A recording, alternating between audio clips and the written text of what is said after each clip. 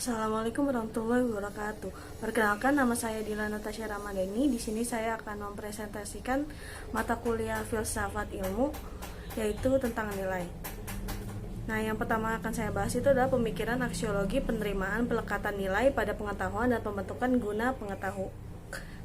kegunaan pengetahuan. Aksiologi itu secara etimologis, aksiologi berasal dari bahasa Yunani kuno, yaitu aksios yang berarti nilai dan logos yang berarti teori. Jadi aksiologi merupakan cabang filsafat yang mempelajari nilai. Dengan kata lain, aksiologi adalah teori nilai. Nah, menurut Surya Sumantri mendefinisikan aksiologi sebagai teori nilai yang berkaitan kegunaan dari pengetahuan yang diperoleh.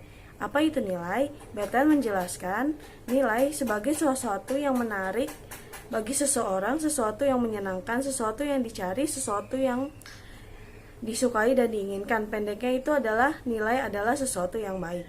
Nah, ketika berpijak pada landasan aksiologis, maka sesungguhnya suatu pernyataan ilmiah atau proposi dapat dianggap benar bila ia mengandung unsur aksiologis di dalamnya, yaitu adanya nilai manfaat bagi kehidupan manusia. Penghilangan terhadap unsur nilai manfaat aksiologis dari ilmu pengetahuan dapat bermakna telah memperlemah ilmu. Dan dari pandangan sudut filsafat ilmu pengetahuan, tujuan utama pencarian ilmu pengetahuan dalam perspektif Islam adalah untuk memberikan kemaslahatan publik, seperti memberikan jaminan keselamatan, kemudahan, dan keharmonisan di kehidupan sosial.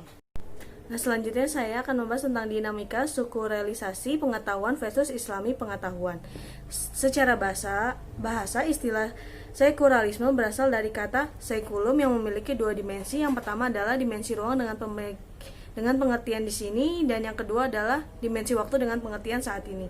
Jadi sekularisme itu memiliki pandangan akan kehidupan yang didasari akan dua pandangan di sini dan saat ini. Secara makna, sekularisme memiliki pandangan akan kehidupan yang memisahkan antara dunia dan akhirat, agama dan negara, akal dan wahyu, materi dan imateri, rasional dan irasional. Jadi sekularisme itu menjadi paham yang melihat sebuah realitas secara parsial dan menafsirkan segala sesuatu yang tidak bisa diterima secara rasional dan irasional.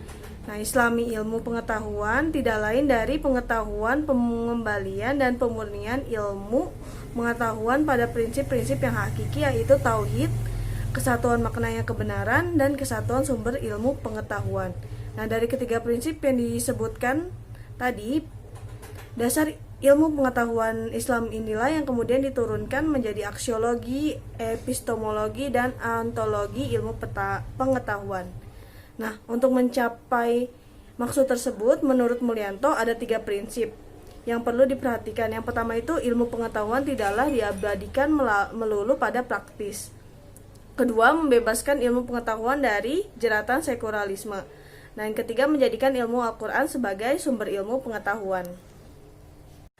Selanjutnya saya akan membahas tentang kehendak bebas sebagai pilar kehidupan muslim. Hanya Tuhanlah yang mutlak bebas, tetapi dalam batas-batas skema penciptaannya, manusia juga secara bebas. Benar, kemahatauan Tuhan itu meliputi segala kegiatan manusia selama ia tinggal di bumi, tetapi kebebasan manusia juga diberikan oleh Tuhan. Filsuf abad ke-6 Boethius menyatakan argumennya mengenai paradoks tersebut dengan menganggap bahwa di mata Tuhan, kehidupan itu terjadi secara menyeluruh, serentak, dan sempurna.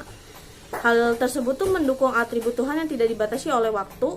Karenanya Tuhan tuh mengetahui dalam waktu kini yang abadi-abadinya, sementara manusia dan alam semesta tuh masih berkutat dalam kebebasannya dalam kerangka waktu yang kontinu. Di atas segala-galanya tuh Tuhan tinggal menjadi penonton yang sudah tahu sebelum sesuatu terjadi, dan untuk selamanya pandangannya yang abadi akan bertepatan dengan nilai yang akan datang dari perbuatan manusia tersebut. Sekian dari presentasi saya kali ini, kurang lebihnya saya mohon maaf. Wassalamualaikum warahmatullahi wabarakatuh.